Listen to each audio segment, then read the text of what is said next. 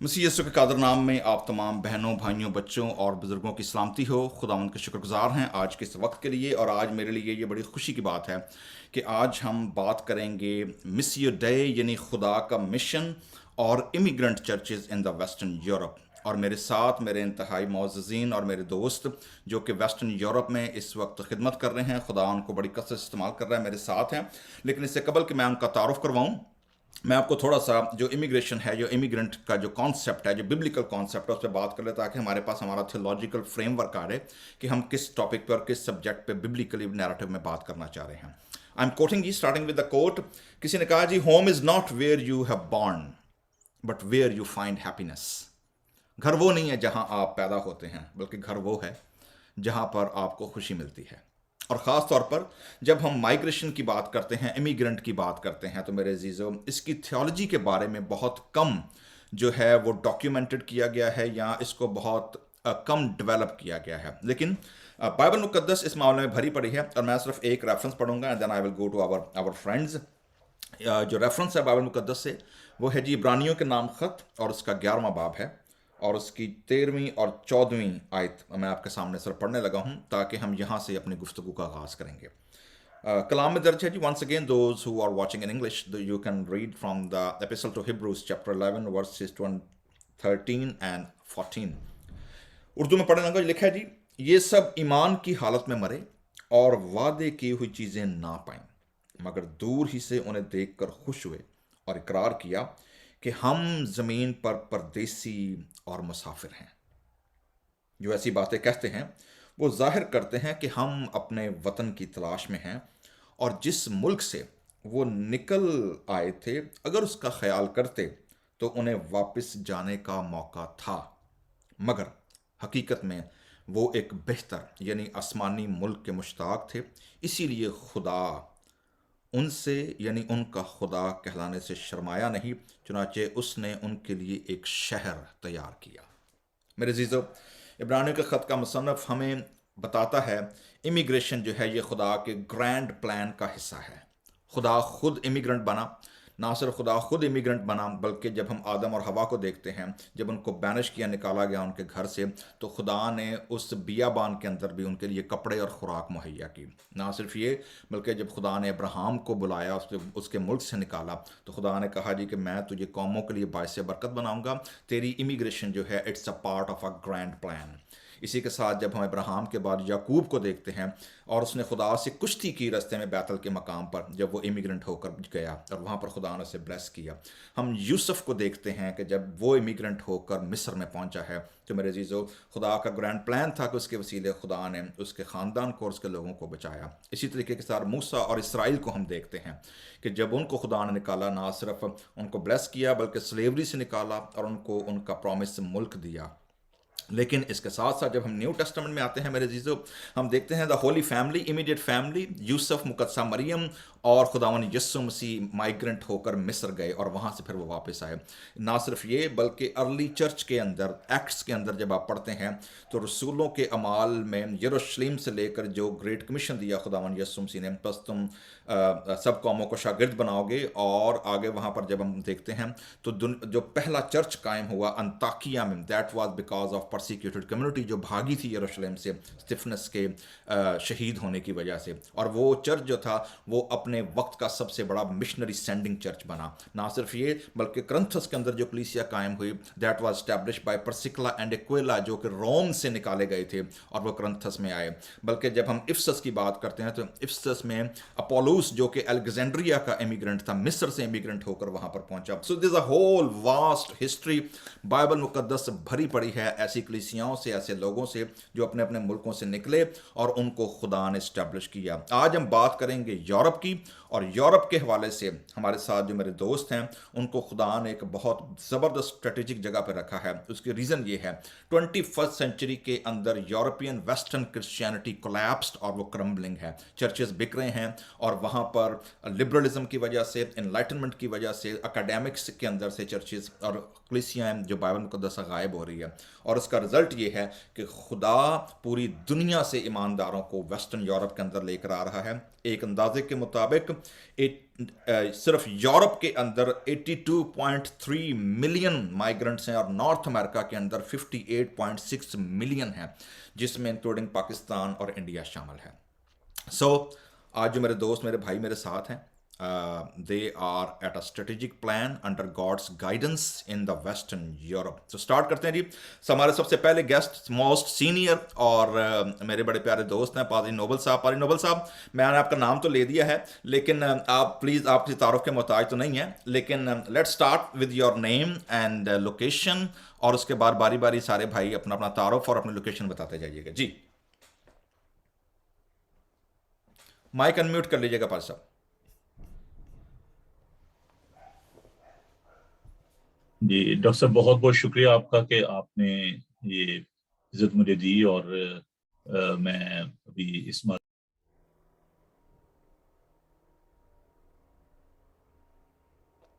साहब आपकी आवाज़ फिर बंद हो गई, आप म्यूट हो गए हैं।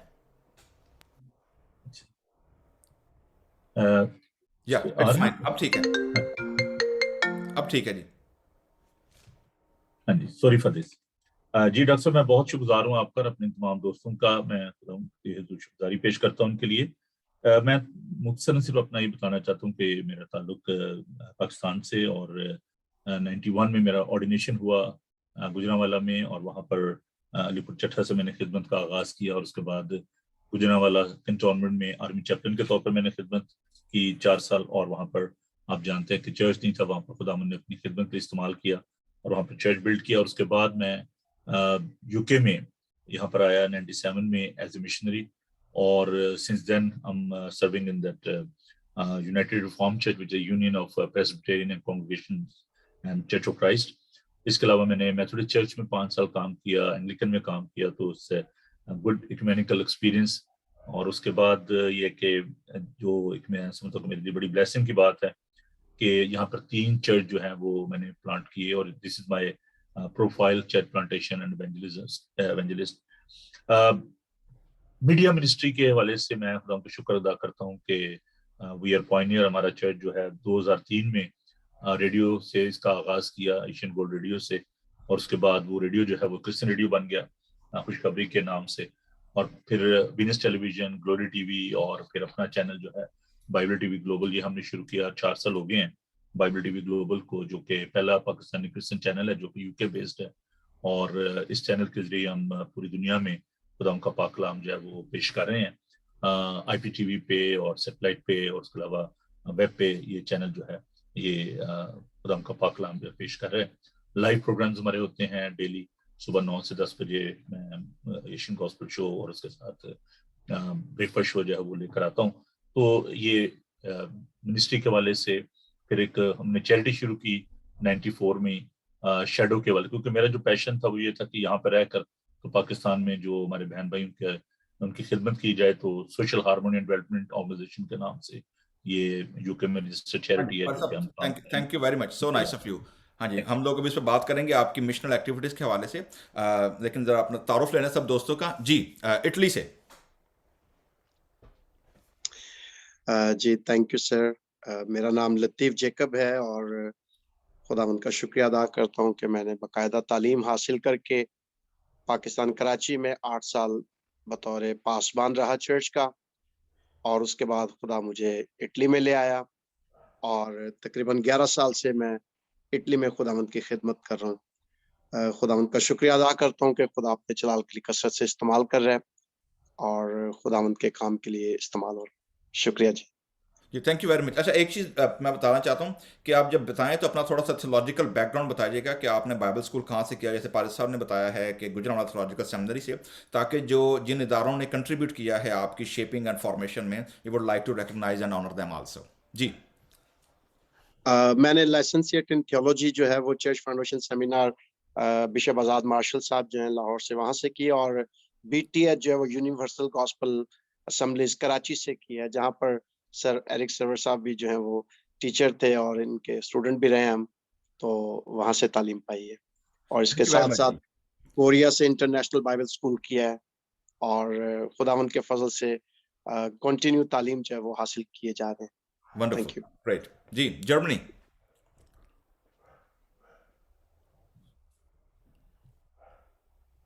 अपना माइक म्यूट कीजिएगा पारिशदा साहब। Thank you sir, thank you very much. मेरा नाम पास्टर शहजाद, मैं जर्मनी से हूँ और 11 साल हो गए यहाँ जर्मनी में खुदा की खिदमत करते हुए। और इससे पेशतर पाकिस्तान में 2005 में सैमुअल बाइबल इंस्टीट्यूट से मैंने अपनी थियोलॉजिकल जो एजुकेशन है वो हासिल की। और जिस तरह पास्टर लतीफ़ ने बताया, पास्टर साहब आप वहाँ एज अ टीचर थे, ओल्ड टेस्टामेंट सर्वे आपने वहाँ करवाया। और शुक्र है खुदावंद का कि जब से यहाँ आए हैं तो कंटिन्यूअसली हम खिदमत कर रहे हैं खुदावंद की। इसके लिए खुदावंद के नाम को जलाल मिले। Thank you very much. जी, फ्रांस। डॉक्टर साहब बहुत शुक्रिया और बड़ी खुशी है इस पैनल का हिस्सा बन के। मेरा नाम एंजेलो अजमल है और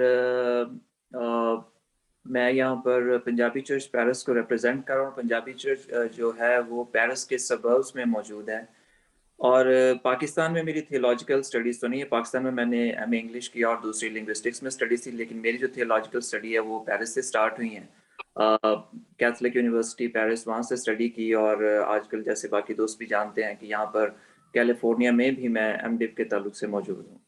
जी, थैंक यू वेरी मच जी, बहुत बहुत शुक्रिया। हमने कोशिश की थी कि हमें नेदरलैंड से भी हमारे कुछ दोस्त ज्वाइन कर सकें, but unfortunately they are busy, they are not able to join us. लेकिन आइए हम बात करते हैं इमिग्रेंट चर्चेस के हवाले से। सो पारी साहबान, आप हमें बताइएगा कि आपकी चर्च की जो प्लांटिंग है या ये जो कॉलिंग है, इसमें जो आपका कॉन्टेक्स्ट है वो क्या है? जियोग्राफी और डेमोग्राफी जो है, दोनों चीज़ें। जियोग्राफिकल तो आप बता सकते हैं कि आप जैसे एंजेलो साहब ने बताया सबर्ब में हैं, सिटी में हैं, या कहाँ पर हैं, दूसरे इलाके में हैं। लेकिन जो डेमोग्राफी है वो क्या है? Is it only Punjabis, Urdu, English, और यहाँ पे इट्स अ मिक्स जो है लोग हैं आपके चर्च में? जी, यूके से पारी साहब। जी, थैंक यू वंस अगेन। मेरा जो चर्च है जी, मैंने जो काम शुरू किया वो नॉर्थ से किया। मैनचेस्टर के करीब एक जगह है नेल्सन लंकाशायर, वहाँ से मैंने चर्च ऑफ इंग्लैंड से काम शुरू किया। और फिर उसके बाद क्योंकि मेरा जो बैकग्राउंड था वो प्रेस्बिटेरियन चर्च से था, इसलिए मुझे यूनाइटेड रिफॉर्म चर्च ने उन्होंने अपॉर्चुनिटी दी कि वहाँ पर मैं काम शुरू करूँ। तो उसके बाद फिर वॉल्थनस्टो एक एरिया है ईस्ट लंदन में, वहाँ पर हमने चर्च जो है प्लांट किया under the umbrella of United Reform church. और फिर मेथोडिस्ट चर्च ने मुझे लिया क्योंकि पादी एल्विन जो थे वो उन्होंने वहाँ से छोड़ा।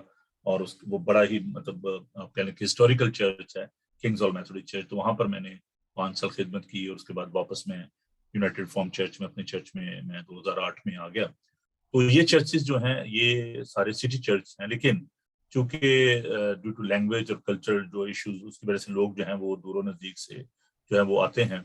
और अभी जो हमारी कलीसिया है वो तकरीबन 30 माइल रेडियस में जो है वो फैली हुई है, और वहाँ से लोग जो है संडे को आते हैं। और इसके साथ साथ मैंने ये महसूस किया कि जो हमारे नौजवान बेटे और बेटियां हैं उनको ज़रूरत है कि लैंग्वेज का जो बैरियर है उनको इतना कंसिडर ना किया जाए।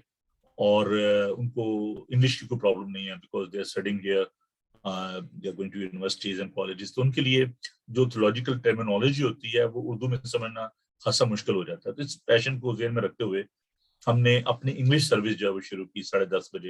And by the grace of God उसमें फिर अफ्रीकन भी आए, जो नेटिव जो ब्रिटिश है वो भी आए, और उसके बाद हमारे जो अपने इंडियन पाकिस्तानी जो क्रिश्चियन है उनके बच्चों ने भी आना शुरू किया। सो अभी वो चर्च जो है वो ग्रो कर रहा है। तो ये हमारी मिनिस्ट्री है जो कि लंदन बेस्ड है। और इसके साथ साथ जैसे मैंने कहा कि जो हमारा मिशन का काम है, जिसमें हम under the umbrella of shadow जो है वो काम करें, जिसमें मेरी जो मुलाकात भाई सबसे भी हुई और यूरोप में रेडियो टेलीविजन के जरिए लोगों से रब्ता हुआ। तो ये एक आउटरीच है हमारी। जी, थैंक यू जी। डेमोग्राफिक पे बात करेंगे। आप लोग बताइएगा जी कि आपके चर्च की डेमोग्राफी जो है, मतलब एज ग्रुप के लिहाज से, लिंग्विस्टिक्स और जो अटेंडेंस है वो आपकी क्या है? पाल लतीफ उसमें साहब। जो हाँ जी, पाल साहब, सॉरी, आगे चलेंगे ज्यादा जी। पाल लतीफ साहब। जी, थैंक यू वेरी मच। जैसे मैं बता रहा था कि मैं हॉली विजन चर्च पाकिस्तान से बतौर पास्टर, और चूंकि मैं वाइस प्रेसिडेंट भी था, और फिर जब मैं यहाँ पर आया और जिस सिटी में, ट्रेंतो में, जो कि नॉर्थ में इटली के बिल्कुल ऑस्ट्रिया के पास है, यहाँ पर मौजूद हूँ। और जब मैं यहाँ पे आया तो मैं पहला पाकिस्तानी मसीही था, तो खुदा ने मुझे खैर मौका दिया है। बहुत सारे चैलेंजेस थे चर्च स्टार्ट करने का और ख़ासतौर पे अपनी लैंग्वेज में इबादत शुरू करने का। तो ये मेरे लिए एक काफ़ी बड़ा चैलेंज था, और जो मैंने इसको किया, और उसके लिए खुदावंद का शुक्रिया भी अदा करता हूँ कि खुदा मुझे इस्तेमाल कर रहा है। तो यहाँ पर एक इंटरनेशनल चर्च है इवेंजेलिकल, जिसके साथ मैंने काम शुरू किया। लेकिन उसके बाद कुछ अरसे के बाद खुदा ने यहाँ पर हमारे पाकिस्तानी लोग जो हैं वो शामिल हो गए, और उसके साथ साथ खुदा ने हमें इंडियन कम्युनिटी यहाँ पर दी, जो कि इस वक्त हमारे पास एक बड़ी तादाद यहाँ पर मौजूद है ट्रेंटिनो की सरजमीन पर। ये ट्रेंटो है, ये एक प्रोविंस है इटली का नॉर्थ पर। यहाँ पर अब पाकिस्तानी और इंडियन कम्युनिटी के लिए हमने अलग से एक सेटअप बनाया, और उसका नाम जो है वो पाको हिंद क्रिश्चियन कम्युनिटी के नाम से जो है वो रखा है। और ये पाको हिंद क्रिश्चियन कम्युनिटी जो है वो सिर्फ इटली ही में मौजूद नहीं, बल्कि यूरोप के डिफरेंट ममालिक में है, जिसको मैं देख रहा हूँ। और हमारे साथ बहुत सारे जो दोस्त हैं पासबान जो हैं वो हमारे साथ मिलकर खुदा की खिदमत कर रहे हैं। हम खुदा का शुक्रिया अदा करते हैं कि खुदा कसरत से इस्तेमाल करे। और हमारे पास एज जो है वो छोटे बच्चे भी हैं, जिनके लिए हमने खास तौर पर अपने संडे स्कूल भी होता है, हमारा यूथ भी है हमारे पास, और हमारे पास वुमेन मिनिस्ट्री भी है यहाँ पर, और म्यूजिक मिनिस्ट्री भी है। हम खुदा का शुक्रिया अदा करते हैं कि खुदा अपने जलाल के लिए यहाँ पर ट्रेंटो की तस्वीर पर इस्तेमाल कर रहे हैं। जी सर। जी थैंक यू। म्यूजिक से मुझे याद आया, अभी शहजाद की तरफ चलते हैं। जो है पादरी जो अपने लतीफ़ साहब हैं, ये बड़े अच्छे तबला नवाज हैं, और क्या कहना चाहिए कि उन्होंने प्रॉपर सीखा है तबला। और पारी शहजाद जो हैं ये भी बड़ा अच्छा गाते और बजाते हैं हारमोनियम, और उन्होंने भी सीखा है प्रॉपर। जी पारी शहजाद साहब। जी thank you sir, thank you. हम लोग यहाँ जर्मनी में वेस्ट में हैं, और शुक्र है खुदा उनका कि जब से यहाँ 2011 से मैं यहाँ हूँ, और गाय बगाए ये कि हम लोगों को विजिट करते हैं। क्योंकि यहाँ प्रॉब्लम ये है, चैलेंजेस जो आप पूछ रहे हैं, जो आज का हमारा टॉपिक है कि क्या क्या चैलेंजेस हैं हमें। लोग काफ़ी दूर दूर रहते हैं, और काफ़ी ड्राइव करके लोगों को आना पड़ता है। तो हमने 4 साल तो तकरीबन मंथली मीटिंग जो है वो रिवाइवल मीटिंग हमने स्टार्ट की, और 5th ईयर में फिर हमने 2 मीटिंग स्टार्ट की। और इसी तरह खुदावंद बढ़ा रहा है आहिस्ता-आहिस्ता। लोग ये है कि हैं तो 40 टू 60 विजिटर हैं जो चर्च में आते हैं, जिसमें फैमिलीज़ हैं, बच्चे हैं। और शुक्र है खुदावंद का कि बच्चों के लिए एक्टिविटीज़ जो हैं वो चर्च में हम करते हैं। जैसे कि आप आए थे यहाँ और हमने कन्वेंशन की थी, और आपका जो सॉन्ग था वो भी बच्चों ने परफॉर्म भी किया। बड़ी जल्दी में हमने उनको ट्रेन किया।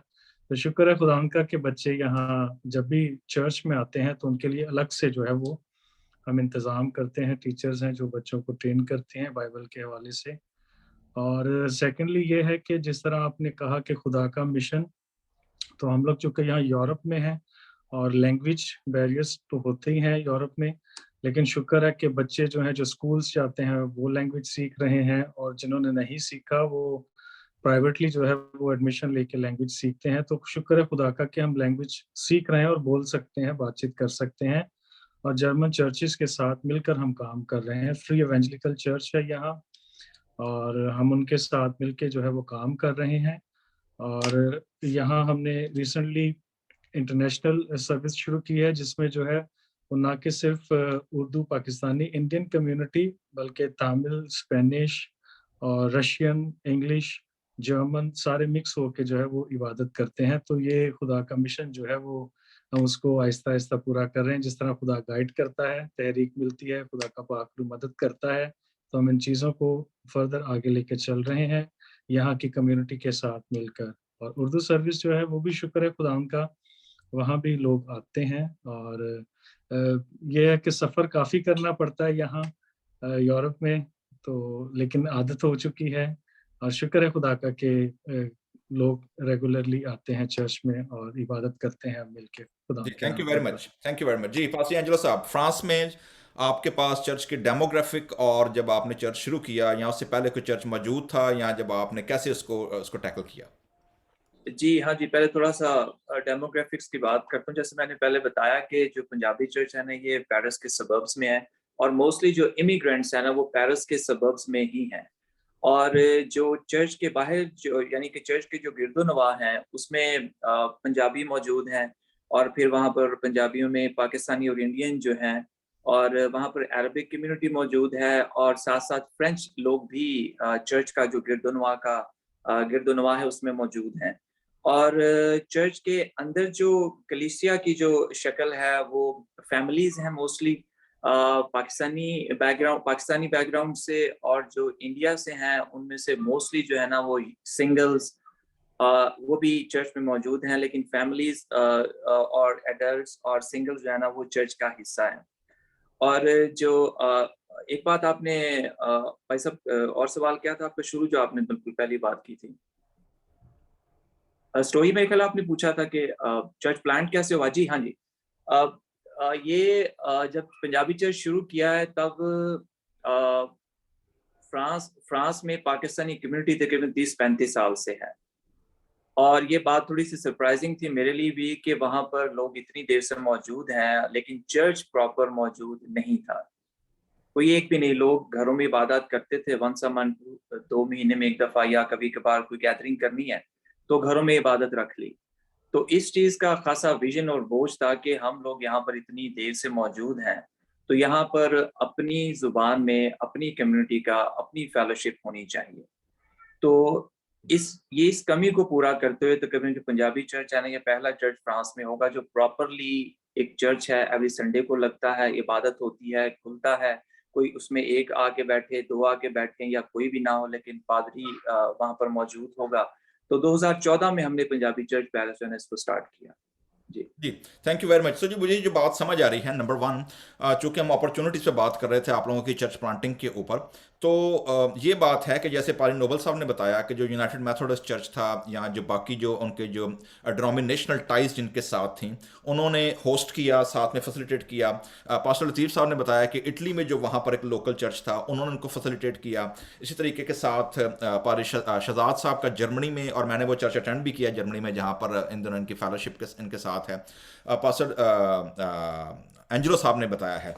सो इसका मतलब ये है कि अगर देखा जाए तो जब हम एज एन इमिग्रेंट आते हैं और जब खुदा ने हमें खिदमत जो दी होती है पाकिस्तान में हो, चूँकि हम पाकिस्तानी मोस्टली यहाँ मौजूद हैं, तो उसको आगे कनेक्ट करने के लिए खुदा ने कोई ना कोई अपॉर्चुनिटीज़ ऑलरेडी तैयार की होती हैं। हमें सिर्फ प्लग इन होना होता है, अपने आप को अवेलेबल करना होता है कि हम उसको कैसे कर सकते हैं। जो दोस्त हमारे बैठे पाकिस्तान में, इंडिया में या बाकी दुनिया में जो बैठे सुन रहे हैं, देख रहे हैं, जब आप रिकॉर्डिंग देखेंगे तो पहली बात तो याद रखेंगे कि जब बंदा इमिग्रेंट आता है ना तो उसकी सिर्फ तस्वीरों पे, उसके कपड़ों पे ना जाए वो बंदा कैसे गुजार रहा है, ठीक है। There are lots of challenges. Europe के अंदर मुझे इसलिए बड़ा मुश्किल लगता है कि यूरोप के अंदर सबसे बड़ा चैलेंज तो लैंग्वेज का है। मतलब जो बंदा आया पाकिस्तान से पंजाबी उर्दू बोलने वाला, उसको बेचारे को अब वो जर्मन और फ्रेंच और सारी कहाँ से सीखेगा। So that's one of the biggest challenge जो मुझे समझ आता है कि जो है। लेकिन इसके अलावा चूंकि आप दोनों 11 साल हो गए हैं, पादी नोबल साहब को तो मोर देन 25-30 ईयर्स हो गए हैं यूके के अंदर और चीज़ें हैं, तो ऑब्वियसली आप लोगों ने चैलेंजेस और हर्डल्स बहुत सारे देखे होंगे। सो मेरा आपसे सवाल ये है कि 2 हर्डल्स आपने मुझे बताने हैं कि जो कौन कौन से आप के चर्च में या चर्च प्लांटिंग में होते हैं।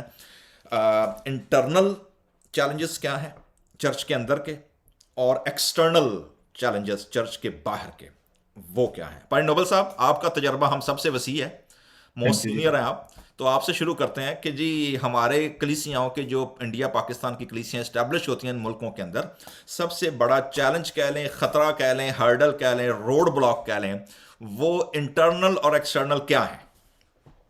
ये तो भाई साहब आपने मेरी दुखती रग पे हाथ रख दिया है।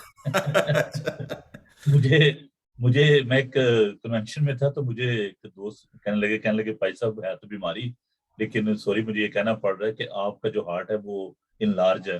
मैंने कहा जी वो क्या, कैसे कहते हैं कि जी नॉर्मल हार्ट वाला आदमी जो है ना वो एशियन चर्च में काम नहीं कर सकता। तो बात ये सच है, क्योंकि देखें हम सब भी सेम बैकग्राउंड से हैं, तो जो सबसे बड़ा जो इशू है वो ये है कि जो लोग माइग्रेट करके आते हैं तो उनके सामने सबसे जो बड़ी एक बात होती है वो ये है कि जी how to earn the money, अपना स्टेटस जो है उसको कैसे हमने सेट करना है। और वो लोग जो कि एक अरसा से यहाँ पे रह रहे हैं या ब्रिटिश बॉर्न है, तो वो उनको क्लोन करने की कोशिश करते हैं, कॉपी करने की कोशिश करते हैं, हालांकि उनके एक बड़ा लंबा सफर है, उनका बड़ी स्ट्रगल है उनकी। जो लोग आप कह लें कि 60 की era में आए हैं, आज से 40 साल पहले आए हैं, 50 साल पहले आए हैं, तो जो लोग एकदम से आते हैं वो सोचते हैं कि जी बस ये हम इनके मुकाबले में अच्छी गाड़ी ले लें, अच्छा घर ले लें, तो वो सब कुछ इंस्टेंट जो है ना वो चाहते हैं। दूसरा उसमें जो उनके लिए होता है कि जी लीडरशिप, कि जी क्योंकि यहाँ पर उनको होता है कि चलिए जी हम अगर पास्टर बन जाएंगे तो पता नहीं हमें क्या कोई एक हम मफौकुल फितरत किस्म की शख्सियत बन जाएंगे। तो वो हर कोई बंदा ये चाहता है कि मैं पास्टर बन जाऊं। उसमें क्या हुआ कि वो लोग जो कि थियोलॉजिकली ट्रेंड नहीं थे, उन्होंने रिप्लेस करने की कोशिश की और उन्होंने छोटे छोटे चर्चेज जो हैं उनको डेवलप किया। उसका उसका नुकसान ये हुआ है कि मेन स्ट्रीम चर्च से लोग हट गए और अपनी जो एक वो कहते हैं ना 1.5 इंच की मस्जिद लाद कर बनानी, वो शुरू किया। हालांकि मेन स्ट्रीम चर्च, जैसे मैंने आपको बताया कि मैंने एंग्लिकन में भी काम किया, मेथोडिस्ट में भी, यूआरसी में कर रहा हूँ, there is a plenty of opportunity और doors are open for the Asian community. लेकिन हमारे अंदर एक खौफ भी है कि नहीं, हमने पता नहीं वहां जाएंगे तो हमारी लीडरशिप नहीं होगी, हमें एक्सेप्ट नहीं किया जाएगा। लेकिन मैंने ये तजुर्बा किया है कि देयर इज एक्सेप्टेंस, लेकिन हमें अपने आप को डिसिप्लिन करना है अंडर द जो रूल्स एंड रेगुलेशन है उनके चर्चेज के, उनको मानना पड़ता है। तो वो एक थोड़ा सा डिसिप्लिन नहीं हम चाहते। हम चाहते हैं कि अच्छा जैसे एक ऑकवर्ड टाइम है 2 बजे, सुबह उठ के चर्च नहीं आना चाहते 10:30 बजे 11 बजे, हमने टाइम वो रखा हुआ है जो हमें ईजी लगता है कि जो लेफ्ट ओवर टाइम है वो हमने देना है चर्चेस को। तो उसमें क्या है कि हम उसमें एडजस्ट नहीं हो पाते मेन स्ट्रीम चर्च में। अब पादरी साहबान ये चाहते हैं कि जो इंग्लिश चर्चेज में बात करूँ, बच्चे जी आप 10:30 बजे विद फैमिली वहां पर मौजूद हो। अच्छा, अभी डबल स्टैंडर्ड भाई साहब ये देखें कि डॉक्टर साहब मैं आपको बताना चाहता हूँ, सुबह जो हमारा चर्च होता है 10:30 बजे, उसमें सारे टाइम पे आ जाते हैं। और 2 बजे वाला जो चर्च है उसमें बड़ा ईजी लेते हैं, कोई बात नहीं चले जाएंगे, कोई 2:30 बजे आ रहा है तो 2:15 बजे आ रहा है। तो वो क्या है कि हमने जो है ना, अभी अगर हमने कैथलिक चर्च जाना है या दूसरे एंग्लिकन चर्च में जाना है तो हम बिल्कुल उसमें टाइम पे जाएंगे। लेकिन अपने चर्चेज में हम अगर वो कन्वीनियंट टाइम है लेकिन उसमें नहीं, हम पंक्चुअल नहीं है। तो लीडरशिप का बड़ा मतलब एक बहुत बड़ा मसला है कि नहीं जी मैं भी मतलब जो है ना पादरी बन जाऊँ उसमें ट्रेनिंग के बगैर जो है ना, तो ये बड़ा मसला है। और लॉजिकल ट्रेनिंग नहीं है और उसमें हेरेसीज जो है वो बहुत ज्यादा डेवलप हो रही है, तो थैंक ये यू, चैलेंज है। थैंक यू पार साहब। जी पास्टर लतीफ साहब। मैं खास तौर पर सर आपके जो आपने स्टार्टिंग लिया और जहां से आपने खास तौर पे बताना शुरू किया कि जब पास्टर्स जो हैं वो खास तौर पे कपड़े जेबतन करते हैं तो वो फिर देखते हैं कि लोग जो है देखते हैं कि बड़ा खूबसूरत कपड़े पहने हुए हैं, तो ज्यादातर लोगों का जो वेस्टर्न यूरोप में जो हमारा तजर्बा है इस वक्त और इन 11 सालों में हर रोज की बुनियाद पर इन तजर्बात से गुजर हो रहा है, वो ये है कि बाज़ औक़ात लोग समझते हैं कि बाज़ औक़ात जैसे पास्टर नोबल साहब जो है वो इस बात को कह रहे थे, मैं उनकी बात को बढ़ाऊंगा और ये कहूंगा कि ज्यादातर लोग समझते हैं कि ये बड़ा अच्छा फील्ड है और बड़े साफ सुथरे कपड़े पहन के और बड़ा वीआईपी तरीके से बैठ जाते हैं। ये इंटरनल प्रॉब्लम जो है ये सिर्फ मेरे साथ या मेरा ख्याल है किसी एक के साथ नहीं है, तमाम के साथ होता है। और बैकग्राउंड जो है वो उनका बाज़ औक़ात हमारी कलीसिया में भी जैसे जिस जगह पर मैं सर्व कर रहा हूँ वहां पर भी बाज़ औक़ात ये इंटरनल प्रॉब्लम है कि ये हमारे साथ जो बेहद मसले मसाइल इस पर खड़े हो जाते हैं कि हम टाइमिंग के लिहाज से खास तौर पर फर्स्ट ऑफ ऑल जो है वो हमारे लिए एक बड़ा चैलेंज रहता है हमारे लिए। और खास तौर पर जब नए नए लोग आते हैं उनके पास अपनी ट्रांसपोर्ट नहीं होती और उसके बाद उनके लिए काफ़ी ऑर्गेनाइज करना पड़ता है, अरेंज करना पड़ता है, बहुत सारे लोगों को रिक्वेस्ट करनी पड़ती है, बहुत सारे लोगों को किसी ना किसी तरीके से हमें अकोमोडेट करना पड़ता है और उनको हेल्प करनी पड़ती है। खैर लेकिन बाज़ औक़ात हमें जो ज़्यादा मसले मसाइल दरकार होते हैं वो ये होते हैं कि हम बाज़ औक़ात उन चीज़ों को जो है वो उन चीज़ों का सामना हमें करना पड़ता है कि हम अपने जब हम खुदा हमें इन कंट्रीज में लेके आए उस कंट्री से उठाकर यहाँ पर हम लर्निंग की तरफ नहीं जाते। हमारे बिल्कुल सच है, कड़वा सच है, लेकिन मैं इसको ऑन करूंगा कि हम यहाँ पर आ तो जाते हैं लेकिन हमारी कोशिश होती है अर्निंग की तरफ और लैंग्वेज जहाँ पर खुदा हमें लेके आता है उसको हम सीखने की कोशिश नहीं करते। मैं पर्सनल तौर पर इस बात के लिए खुदा का शुक्रिया अदा करता हूँ कि मैं जब आया तो मेरे सामने एक बड़ा चैलेंज था, लेकिन उसके बाद खुदा ने मुझे लैंग्वेज के लिहाज से एक अच्छी जगह पर जो है इमिग्रेशन डिपार्टमेंट में जो है वो जॉब दी। और मेरा अपनी जो क्लीशिया है उसको खास तौर पर ये चैलेंज जो है ये मैं देता रहता हूँ कि जहां पर खुदा हमें लेके आया है, सिर्फ मैं अकेला नहीं बल्कि हम तमाम जो अपने मुल्कों से यहाँ पर आ रहे हैं, हम यीशु मसीह के गवाह हैं और यहाँ पर हम किसी काम के लिए आए। तो ये छोटा सा प्रॉब्लम है लैंग्वेज बैरियर का, जो कि बहुत बड़ा प्रॉब्लम भी है। और इसको जब हम अपने चर्च में, मैं खासतौर पर पाक हिंद क्रिश्चियन कम्युनिटी की बात कर रहा हूँ, यूरोप में और इटली में, मैं कोशिश करता हूँ कि इसको रिजॉल्व करने की, कि हम किसी ना किसी तरीके से हम अपनी लैंग्वेज में इबादत करें। ये जरूरी है कि हम उर्दू, पंजाबी में जिसमें हमें खुशी महसूस होती है।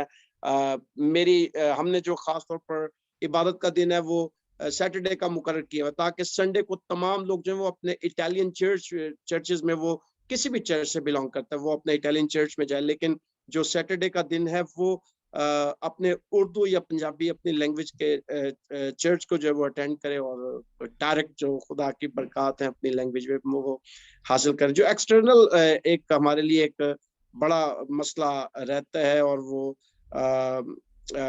जो लोकल कम्युनिटी है ये बहुत जल्दी हमें उस तौर पे जो है वो एक्सेप्ट नहीं करती जिस तरीके से हम अपनी तवक्कुआत लेके आते हैं, और हमारी फीलिंग्स होती हैं कि ये हमें फौरन जो है वो एक्सेप्ट करें और ये हमारे भाई हैं या जैसे भी आप महसूस कर लें। लेकिन ये हमारा एक बड़ा चैलेंज रहता है और न जाने कब तक रहेगा। लेकिन यहाँ के जो मुकामी लोग हैं वो हमें बहुत जल्दी एक्सेप्ट नहीं करते। ये सबसे बड़ा जो है वो हमारे लिए चैलेंज होता है। जब हम चर्च भी बना लेते हैं, जब हम कम्युनिटी भी खड़ी कर लेते हैं, उसके बावजूद वहां पर फिट होना या वहां पर दरमियान में उनके आना थोड़ा सा डिफिकल्ट होता है। ये एक बड़ा एक्सटर्नल प्रॉब्लम है। थैंक यू जी, thank you very much, these are very critical. मैं अभी इसको वाइंड अप करूंगा लोकल, जब पहले जरा दो ऑप्शन और ले लें जी। Shahzad, internal and external challenges church जी प्लांटिंग के। पासर जी पासर, आपको पता है आप यहाँ आए थे, कॉन्फ्रेंस की थी हमने। चैलेंजेस तो काफ़ी हैं जो हम फेस करते हैं, लेकिन शुक्र है खुदा का कि खुदावन जो है वो इन सारे चैलेंजेस को जो है वो फेस करने की हिम्मत और ताकत देता है। और बस यही है कि पासर एक इबादत करने के लिए काफ़ी मेहनत होती है। और इंटरनल यही है कि लोग हमारी जो कम्युनिटी है वो ज़्यादा प्रेफर करते हैं सैटरडे, और हम सैटरडे को ही सर्विस करते हैं। अभी तक हम सैटरडे को ही कर रहे हैं, क्योंकि जाहिर सी बात है चर्च जो है वो लोगों से है, अगर लोग नहीं आएंगे तो चर्च कहाँ से लगेगा। तो ये हमने डे डिसाइड किया कि सैटरडे को हम मीटिंग करेंगे। जैसे पास्टर लतीफ़ साहब ने बताया कि संडे को जो है वो लोकल चर्चेस में जाएं, जहाँ जहाँ वो रहते हैं, जिस टाउन में रहते हैं, सिटी में रहते हैं, अपने लोकल चर्चेस को जो है विजिट करें, क्योंकि हमारे लिए यहाँ ये बहुत ज़रूरी है ताकि हम इन टच रहें, कांटेक्ट में रहें और दूसरों के साथ भी फेलोशिप रखें, ना कि सिर्फ अपनी कम्युनिटी पाकिस्तानी या इंडियन, बल्कि दूसरों के साथ अपनी फेलोशिप जो है उसको भी आप रखें। चूँकि हम इन चर्चों के साथ ही यहाँ काम कर रहे हैं, इसके अलावा जो है वो हमें काफ़ी नहीं तो मुश्किलात पेश आती हैं। तो हमें ये है कि जो खुदा का मिशन है वो यही है कि हमें मिल-जुल के इनके साथ, जिस लैंग्वेज में, जिस कंट्री में हैं हम, इनके साथ मिलके काम करें। तो जी शुक्र है खुदा का, बाकी जी बाकी कोई ऐसा बड़ा चैलेंज नहीं है, लेकिन ओके, ये है कि गाए बगाए खुदा ठीक है। सारे काम करते हैं। पास्टर एंजेलो साहब। जी शुक्रिया।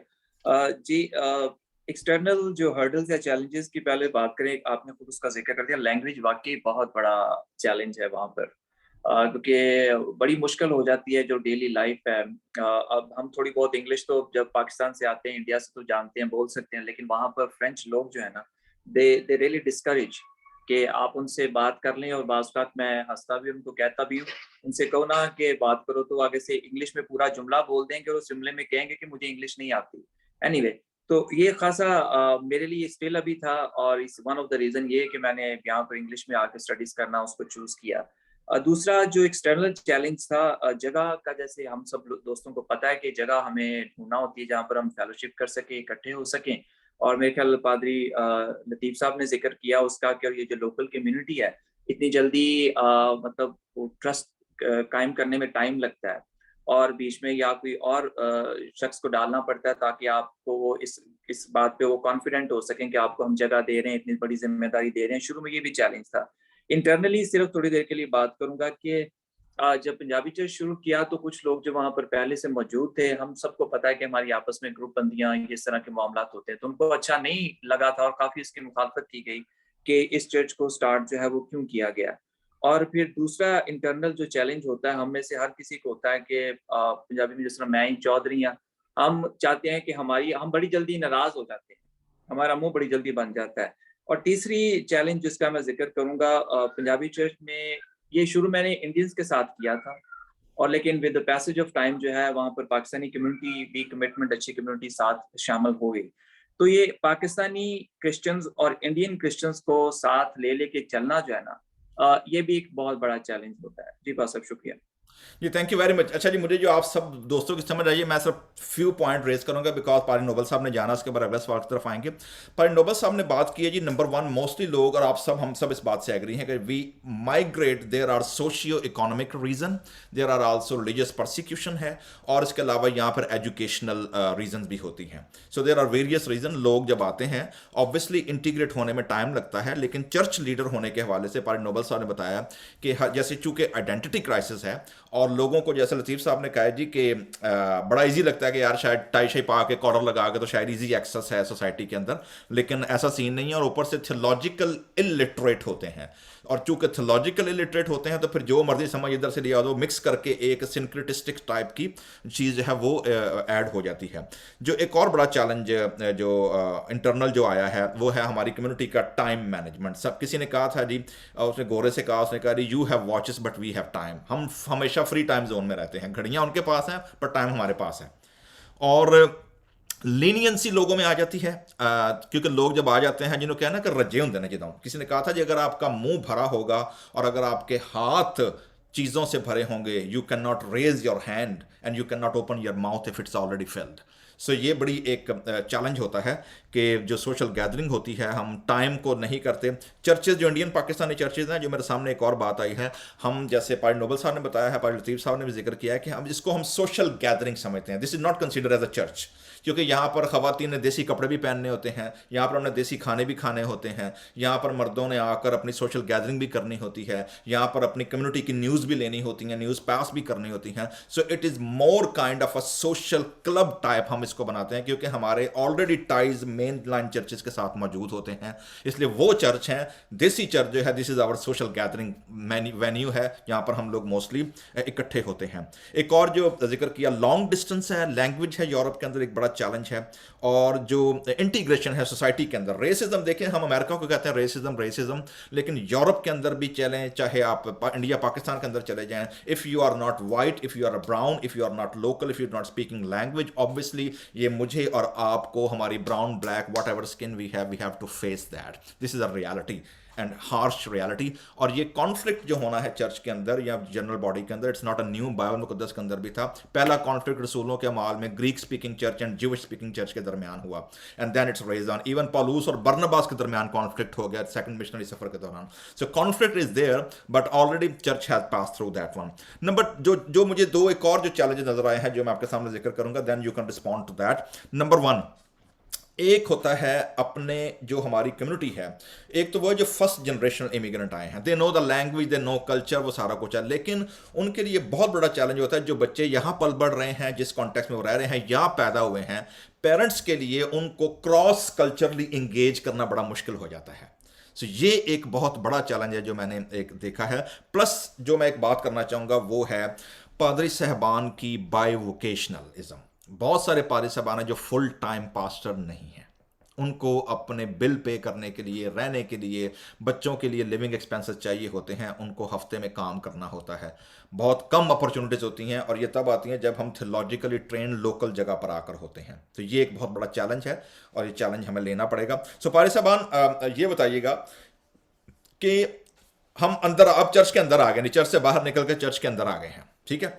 जब आप वर्शिप डिज़ाइन करते हैं और आप वर्शिप सर्विस को जब बनाते हैं तो ऑब्वियसली मोस्टली कुछ लोगों का ये ख्याल होता है कि जी पादरी कल्ला ही सारे काम करी होंगे, तो ये जो सर्विस डिज़ाइन जब आप करते हैं, how you engage your community और चर्चिस के लोगों को, क्योंकि एक जो मैंने बहुत बड़ा चैलेंज देखा वो हमारे पास, मैं चूंकि खुद म्यूजिशियन हूँ, हमारे पास म्यूजिशियन नहीं होते हैं चर्च के अंदर वर्शिप लीड करने वाले। तो ये आप चर्च की वर्शिप जब आप डिज़ाइन करते हैं तो वर्शिप डिज़ाइन करना और फिर कलीसिया को एंगेज करने में, उसमें हमारे क्या क्या चैलेंजेस होते हैं? जी पारी नोबल साहब। जी थैंक यू भाई साहब। मैंने इस चीज को बड़ी शिद्दत के साथ महसूस किया कि हर शख्स के अंदर कोई ना कोई पोटेंशियल गिफ्ट खुदा ने उसको दिया हुआ है, चाहे वो म्यूजिक का है, चाहे वो कलाम सुनाने का है, चाहे वर्शिप लीड करने का है। हमें उसको एक्सप्लोर करना होता है। देखिए सामने आने का शौक तो सबको होता है, लेकिन as a leader, church leader, हमें ये देखना पड़ता है, वो जिसको कहते हैं ना स्पिरिट ऑफ डिसर्नमेंट, रूहों का इम्तियाज, वो बड़ा जरूरी है कि हर एक को अपनी कह सकते चली चले जी आप आ जाए, और शौक तो सबको होता है। तो उसके लिए मैंने ये किया कि लोगों को ट्रेन किया। सबसे पहले तकरीबन 2 साल मैंने उनको ट्रेन किया, उसमें एल्डर्स भी थे, ले पर्सन भी, और वो लोग जो है वो सर्विस को कंडक्ट करते हैं। इसके अलावा मैंने जो सुबह की सर्विस का मैंने जिक्र किया इंग्लिश सर्विस में, तो मैंने ये महसूस किया मेरे अपने जो बच्चे हैं उनके अंदर बहुत ज्यादा टैलेंट है, गिफ्टेड है। तो मैंने उनको कहा भी आप क्वायर को लीड किया करें, आप सर्विस को कंडक्ट किया करें।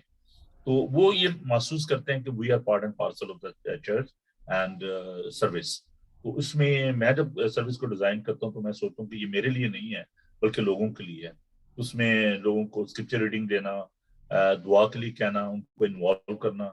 तो म्यूजिक के जरिए जैसे आप कह रहे हैं, तो उसमें मैं उनको कहता हूँ this is not my cup of T, ये आपका काम है, आप जानते हैं मेरा काम जो है वो कलाम सुनाना है।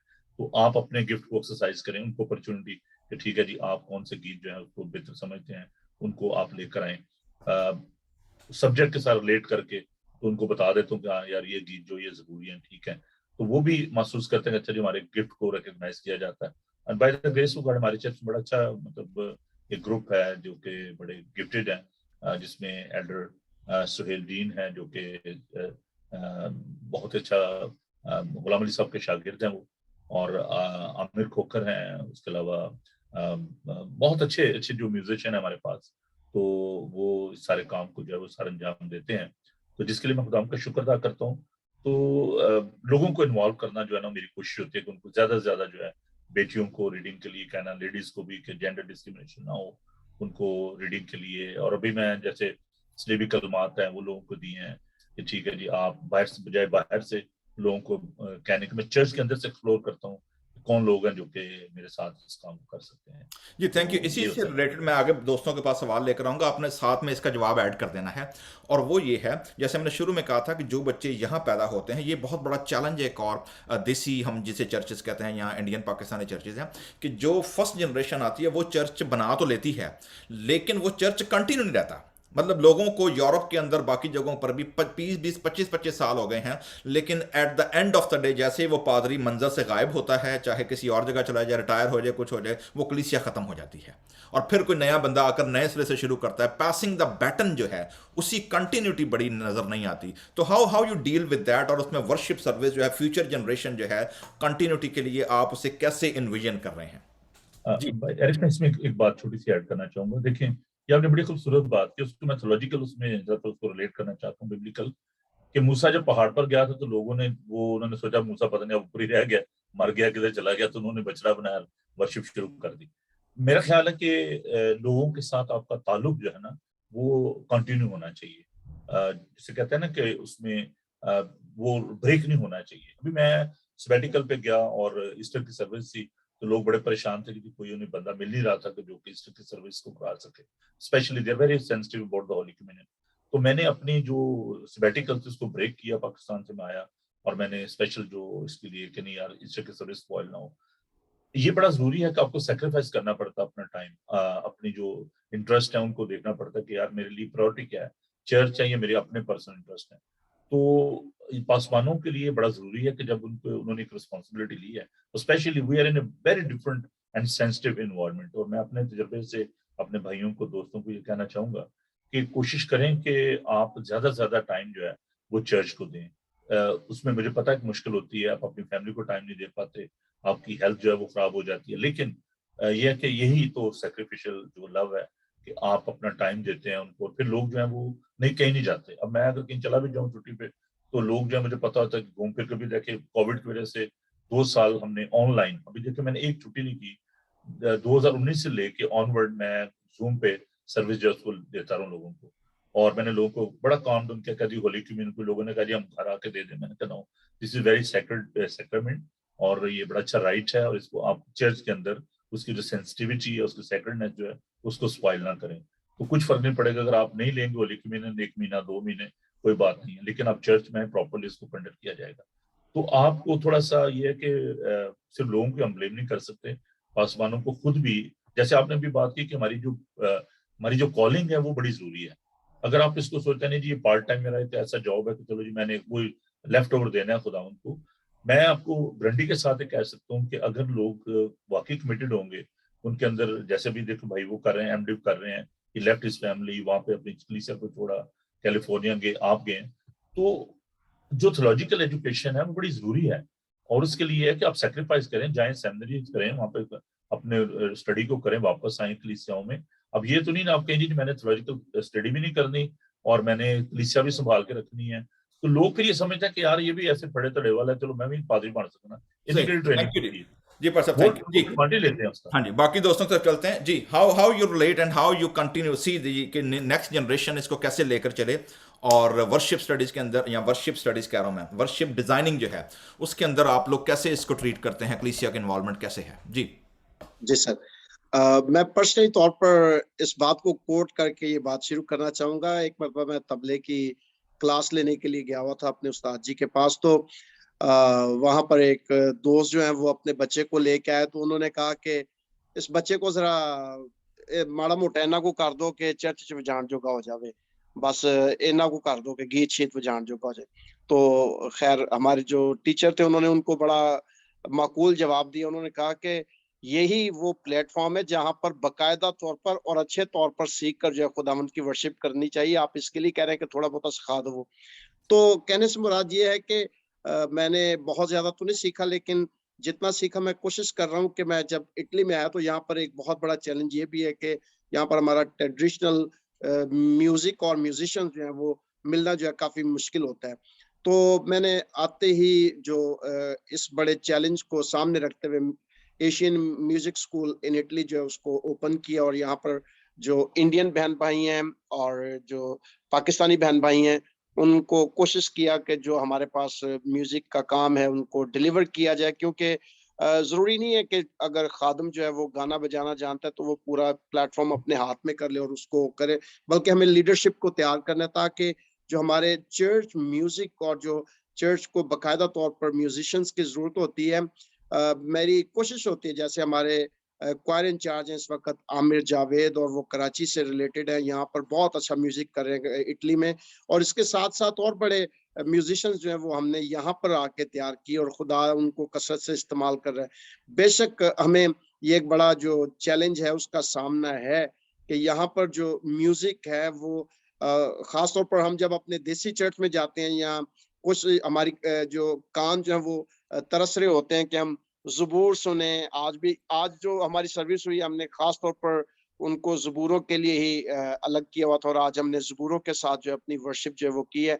तो उसके लिए बेहद ज़रूरी होता है कि म्यूजिशियंस और म्यूजिक जो है वो वेल ट्रेंड हों, और हमें उसके ऊपर वर्कआउट करने की ज़रूरत है। और जितने लोग यहाँ पर मुझे सुन रहे हैं, मैं उनसे इस्तदा भी करूँगा अगर वो यूरोप में हैं कि वो अपने इस बुनियादी तौर पर जब हम अपनी कोशिश करते हैं हमारी लैंग्वेज ना मर जाए, या हमारी जुबान ना खत्म हो जाए, या हमारा ट्रेडिशन ना खत्म हो जाए, या हमारी जो सकाफती चीजें हैं वो हमारे साथ साथ रिलीजियस मैटर पर भी हमारे साथ साथ चलती रहें, तो अपने बच्चों को जो सर डॉक्टर एरिक सर्विस साहब जो हैं वो इस बात को बता रहे थे कि हमारी आने वाली जनरेशन जो है वो कहीं चर्च को खत्म ना कर दे। चर्च जो हम एक चैलेंज लेके आए हुए हैं उनको ये जो चर्च म्यूजिक है ये उसके साथ साथ आगे चलेगा, तब जाके ये चर्च जो है कंटिन्यू रहेगा, और ये चैलेंज हमें लेने की जरूरत है, उसके ऊपर वर्कआउट करने की जरूरत है। बेशक इसके ऊपर बड़ा हार्ड वर्किंग है और इसके लिए टाइम भी चाहिए, और इसके लिए आपके इमोशंस भी चाहिए, आपकी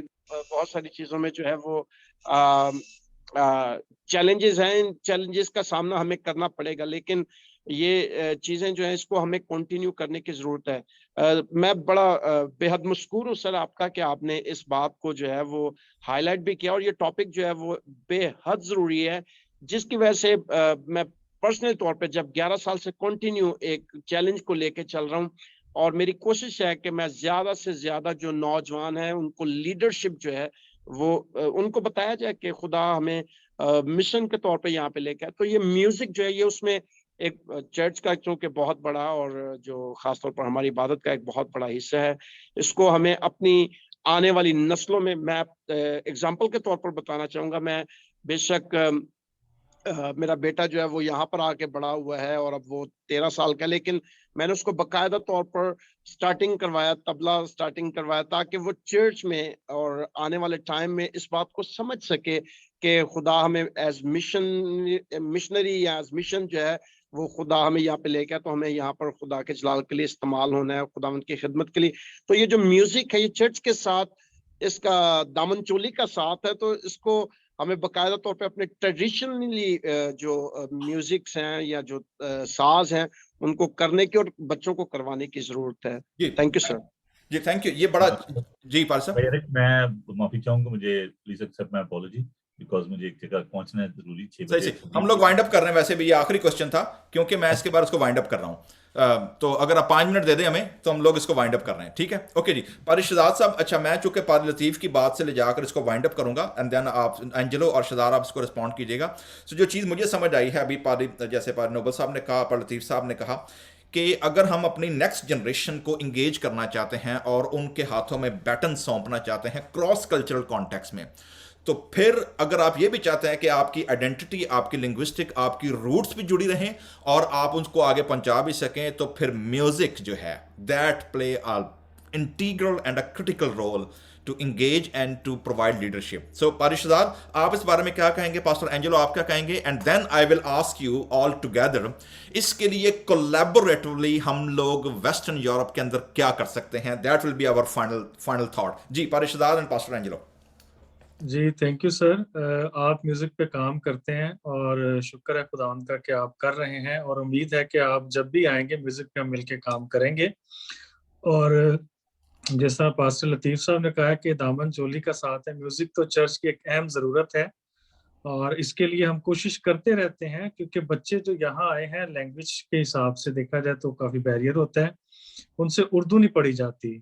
और फिर हम क्या करते हैं कि रोमन उर्दू में जो है बुक्स बनाते हैं या प्रिंट आउट करते हैं, ये चीजें उनके लिए अवेलेबल करते हैं ताकि वो पढ़ के जो है वो गा सकें।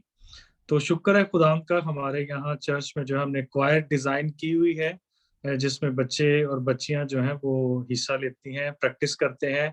कोई भी गीत या जबूर करना होता है तो हम ऑनलाइन स्काइप पे या इस तरह जूम का सहारा लेके प्रैक्टिस कर लेते हैं, क्योंकि जमा होना मुश्किल होता है, या इबादत से पहले जमा हो जाते हैं, प्रैक्टिस कर लेते हैं उन गीतों को और गाते हैं।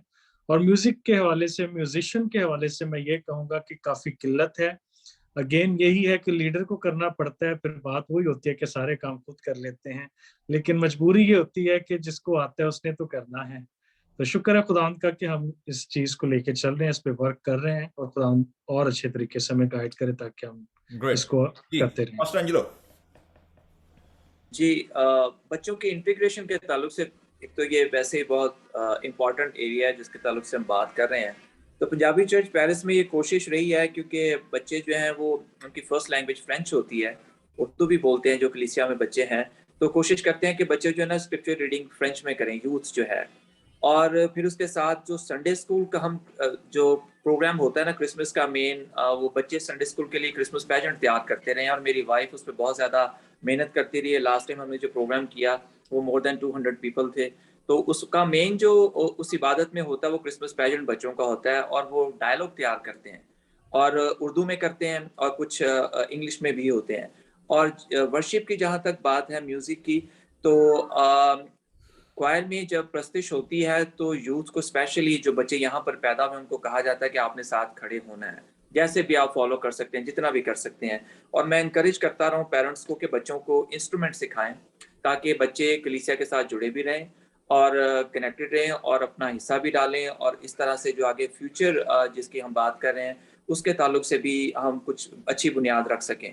बच्चे स्पेनिश सीख रहे हैं कलीसिया में, तो उनको इनकरेज मैं करता हूँ कि आप स्पेनिश में भी रीडिंग करें, स्क्रिप्चर रीडिंग करें किसी ना किसी तरह से, ताकि जो है यूथ जो यहाँ पर बच्चे खास तौर पर पैदा हुए हैं, उनका कम्युनिटी के साथ चर्च में एक उनके रूट्स रहें और आगे फ्यूचर भी वो किसी तरह से सिक्योर हो सके। जी थैंक यू वेरी मच जी। सो मेरे तमाम भाइयों ने, दोस्तों ने जो बात की है जी, there are lots of challenges as well as opportunities. लेकिन अगर हम अपना इंटरजनरेशनल कनेक्शन बच्चों के साथ, जो हमारा कम्युनिकेशनल गैप बन जाता है, first generation immigrant and the second generation those who are born in a context, वो डिस्कनेक्ट हो जाते हैं। उसके लिए जो बॉन्डिंग है, जो जो जेल है, वो है हमारा अपना कल्चरल म्यूजिक और हमारे अपने कल्चरल गीत। पंजाबी ज़बूर प्ले अ ग्रेट रोल, जो कि हमारी ना सिर्फ ज़ुबान के बैरियर को ब्रिज करते हैं, बल्कि जब बच्चे गाते हैं ना सिर्फ उसको पूरा करते हैं, बल्कि ये मिशन के लिए बड़ा पावरफुल टूल है। अगर आप हिंदू, अगर आप मुस्लिम, अगर आप सिख इमिग्रेंट से मिलते हैं, तो हमारा जो कल्चरल म्यूज़िक है, that is one of the cultural connection, जिसके ज़रिए हम फौरी तौर पर कनेक्ट होते हैं और हम इंजॉय करते हैं। सो पारी साहबान, आप मुझे ये बताइएगा, फाइनल थॉट आप लोगों ने देना है। हमारे पास as a collective collaborative body of Christ, या इंडियन पाकिस्तानी या होते हुए, क्या हमारे पास कोई ऐसा फोरम है कि जहां पर हम एक दूसरे के साथ मिल सकें, रिसोर्सेज शेयर कर सकें, चैलेंजेस को हेल्प आउट करने के लिए हम एक दूसरे की मदद कर सकें और एक दूसरे को इनकरेज कर सकें? अगर नहीं है तो फिर क्या हमें कुछ ऐसा करने की जरूरत है? जी भाई साहब, सबसे पहले तो मैं शुक्रगुजार हूँ कि खुदावन ने हमें बहुत अच्छा एक माध्यम दिया है। बाइबल टीवी ग्लोबल के हवाले से मैं बात करना चाहता हूँ कि देखिए, अभी जो दौर है सारा डिजिटल का दौर है। अभी हम डिजिटल उसके जरिए ये सब इकट्ठे हुए हैं। अगर आप मेन स्ट्रीम चैनल को कहेंगे कि हमें टाइम दे, तो शायद मुश्किल हो जाता। तो इस माध्यम को आप इस्तेमाल करें और यहाँ पर हमें एक जो मीटिंग्स है उसको रेगुलर जो है उसको कंडक्ट करना चाहिए। बाकी दोस्तों को भी हम इनकरेज करें कि इसका हिस्सा बने। दूसरा, हम हर साल जो है वो यूरोपियन क्रिश्चियन कन्वेंशन जो है वो करते हैं यूके में, और इस साल डॉक्टर मकसूद कामिल जो है वो, उनको मैंने इनवाइट किया है। वो मेन स्पीकर होंगे। जून में हम इसको करना चाह रहे हैं। तो कोविड की वजह से पिछले साल हम नहीं कर पाए, तो मैं इनकरेज करना चाहता हूँ अपने दोस्तों को जो कोई और से हैं कि आप आएँ, अपनी कलीसियाओं को लेकर आएँ। आप किसी बात की चिंता ना करें, विल लुक आफ्टर यू। तो ये एक सिलसिला है कि हम आपस में मिल सकते हैं। रेडियो के जरिए बड़ा खुदा ने मुझे ब्लेस किया कि मैं डेनमार्क, फ्रांस, बेल्जियम में पादरी सबके चर्च गया। बड़ी इज्जत दी उन्होंने, बड़ा प्यार किया, बड़ा मान दिया, तो मैं शुक्रगुजार हूँ। तो जर्मनी में मैं होके आया। तो इस तरह हमें एक, जिसे कहते हैं पुलपिट एक्सचेंज प्रोग्राम, कि हम एक दूसरे के साथ अपने जो पुलपिट उनको एक्सचेंज करें और एक दूसरे को अपॉर्चुनिटी दें, जिससे लोगों से राब्ता भी रहे, एक दूसरे की कलीसियाओं में आके हम उन तजर्बात को हासिल करें। तो ये मेरी थैंक यू। फारिस साहब ने ऑप्शन दिया जी, pulpit exchange programme and conference invitation. पर लतीफ साहब, इटली में आप क्या क्या ऑप्शन देंगे आप? थैंक यू करता हूँ इनका भी, लेकिन साथ साथ में क्योंकि हमारा भी इंटरनेशनल कॉन्फ्रेंस जो है वो हम पूरी दुनिया से लोगों को दावत देते हैं। 2 साल से नहीं वो कॉन्फ्रेंस हुई। पाकवेन का अपना प्लेटफॉर्म है जो कि हम खास तौर पर इंडिया और पाकिस्तान को प्रेफर करते हैं, लेकिन साथ साथ में हम यूरोप से डिफरेंट लोगों को जो है, पास्टर्स को जो है, लीडरशिप को जो है वो कॉल करते हैं कि आएं और हम आपस में बैठ के बातचीत भी करें, रफाकत भी करें। इसके साथ साथ जैसे ये डिजिटल दौर है और इसके ऊपर आज बड़ा खूबसूरत हम इस टॉपिक पे बैठे हुए हैं। हम अपनी पर्सनल रफाकत या अपनी पर्सनल तरक्की के लिए जो है वो एक दूसरे के साथ जो है वो इसी तरह इंटरेक्शन कर सकते हैं और इकट्ठे हो सकते हैं। और अगर कहीं पर ऐसा मौका मिलता है, खास तौर पर जो ट्रेन लीडर्स हैं या जो हमारे सीनियर्स हैं जो कि बड़ी देर से यहाँ पर मौजूद हैं, मैं यूरोप में पास्टर सर्वर एरिक साहब का जो है वो नाम जो है वो लेना नहीं भूलूंगा। उन्होंने बड़ा काम किया हुआ यहाँ पर और बड़ी जबरदस्त तरीके से उन्होंने खिदमत की हुई है। और मैं उनके साथ साथ और भी जो इतने सीनियर्स लोग हैं और बाकायदा तौर पर थियोलॉजी पढ़ के खुदा की खिदमत करें यूरोप की सरजमीन पर, जरूरी है कि अगर हम 6 मंथ में एक मरतबा या साल में एक मरतबा जो है वो लीडरशिप इकट्ठी होके अपने चैलेंजेस को इकट्ठे देख कर या बातचीत करके, बहुत खूबसूरत अच्छा हो जाएगा कि अगर बाकायदा तौर पर सिर्फ वही लोग जो बाकायदा तौर पर खिदमत में मसरूफ हैं वो उनके चैलेंजेस जो हैं वो आपस में एक दूसरे के साथ बैठकर डिस्कस करें। वंडरफुल जी। शुक्रिया तो पारी लतीफ साहब ने कहा जी कि लीडरशिप को इकट्ठा होना चाहिए। पारी साहब ने पुलपट सप्लाई, पुलपट एक्सचेंज की बात की है। पारी शहजाद, आप क्या कहेंगे? जी पास साहब, मैं भी यही कहूँगा कि हमें एक दूसरे के साथ मिलना चाहिए, विजिट करना चाहिए और डिजिटल दौर है, जिस तरह आज हम यहाँ बैठे हुए हैं, तो ज़ूम पे हम आज ऑनलाइन है, ऑफलाइन भी हम ऐसी कॉन्फ्रेंस कर सकते हैं, आपस में डिस्कशन कर सकते हैं, एक दूसरे के साथ अपनी चीज़ों को शेयर कर सकते हैं। और सेकेंडली ये कि ईयरली कॉन्फ्रेंस या कन्वेंशन जो है वो ऑर्गेनाइज की जाए, जिसमें ताकि यूरोप से और यूरोप से बाहर भी जो है लोग उसमें शामिल हो सकें। तो इस तरह हम एक दूसरे के साथ अच्छी तरह कांटेक्ट में रह सकते हैं। और हमारे जिस तरह आप भी यहाँ आए हैं, पास्टर सर्वर एरिक जो है वो भी यहाँ तशरीफ लाए थे हमारे पास। तो जो मोस्ट हमारे सीनियर हैं, ऑनरेबल हैं, हम उनको वेलकम करेंगे यहाँ अपने चर्चेस में, ताकि वो आएँ और खुदा के कलाम की खिदमत थैंक यू करें। पास्टर एंजेलो साहब। जी भाई साहब, ऐसा है कि इस बात की तरफ हम इशारा करें, इसका फुकदान तो काफ़ी है। जिस नेशनल लेवल पे भी प्लेटफॉर्म्स ऐसे नहीं हैं कि जिस पे मोस्टली लोग इकट्ठे हो सकें। हम पादरी लोगों के लिए खासा ये चैलेंज होता है। तो कन्वेंशंस भी जगह जगह पे होती हैं, लेकिन वो एक तरह की कलीसिया कन्वेंशंस हैं। तो मेरा ख्याल है कि जो एक तरह का ओवरसीज जो पादरी साहबान का सिर्फ जो लीडर्स हैं, उनका कोई प्लेटफॉर्म होना चाहिए। और आजकल डिजिटल लाइफ की वजह से तो ऐसा कि हमें मूव होने की ज़रूरत भी नहीं है, लेकिन ऐसा होना चाहिए जो कि है नहीं है। तो एक ओवरसीज को प्लेटफॉर्म जिस पे सब लीडर्स जो हैं वो इकट्ठे बैठ के दुआ कर सके, बातचीत करें, फेलोशिप हो, तो ये बहुत ज़रूरी है। थैंक यू वेरी मच जी। सो जी आपने सुना है जी कि आई एम वाइंड लतीफ, मैं वाइंड अप कर रहा हूँ। आपने सुना है जी कि मैं ये चैलेंज देना चाहूंगा आप सब दोस्तों को, यूथ कैंप करें, ठीक है, बच्चों का कैंप करें, और उसमें इंटर जनरेशनल और इंटर क्रॉस कल्चर लोगों को बुलाएं। आप सब दोस्तों का बहुत बहुत शुक्रिया, खुदावंद आपको बरकत दे और आपके टाइम का। और आई होप कि ये सिर्फ मीटिंग यहाँ तक नहीं रहेगी। खुदावंद ने चाहा आइंदा आने वाले दिनों में दुनिया खुल गई है, we are in a post pandemic दौर, और खुदावंद ने चाहा तो this will ignite intercultural international movement. Thank you very much पारी नोबल साहब यूके से, पारी लतीफ साहब इटली से, पारी शहजाद साहब जर्मनी से, और पादरी एंजेलो साहब although California but representing Paris France. खुदा आप सबको बरकत दे। गॉड ब्लेस यू ऑल जी। Thank you very much. Thank you so much जी। Thank you.